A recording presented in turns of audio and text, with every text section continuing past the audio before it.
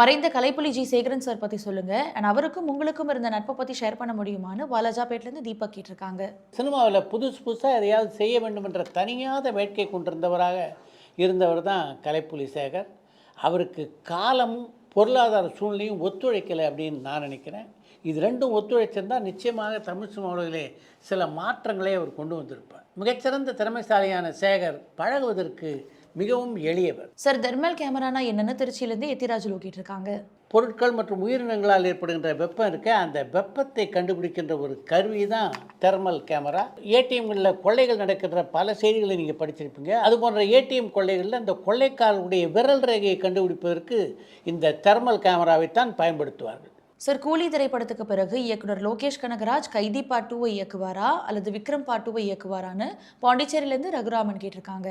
கூலி திரைப்படத்துடைய படப்பிடிப்பு முழுவதுமாக முடிவடைந்து விட்டது. இனி அந்த படத்துக்கான போஸ்ட் ப்ரொடக்ஷன் மேலே தான் பாக்கி. கமலை பொறுத்த வரைக்கும் அவர் அன்பறிவனுடைய இயக்கத்திலே ஒரு படத்தில் நடிக்கிருக்கார். அந்த படத்தை நடித்து முடித்ததுக்கு பின்னால் தான் அவர் லோகேஷ் கனகராஜுடைய இயக்கத்தில் நடிப்பதற்கான வாய்ப்பு இருக்குது. அதனால் இந்த இடைப்பட்ட காலத்திலே கார்த்தியினுடைய நடிப்பிலே கைதி 2 திரைப்படத்தை லோகேஷ் கனகராஜ் உருவாக்குவதற்கான வாய்ப்புகள் நிறைய இருக்கின்றன.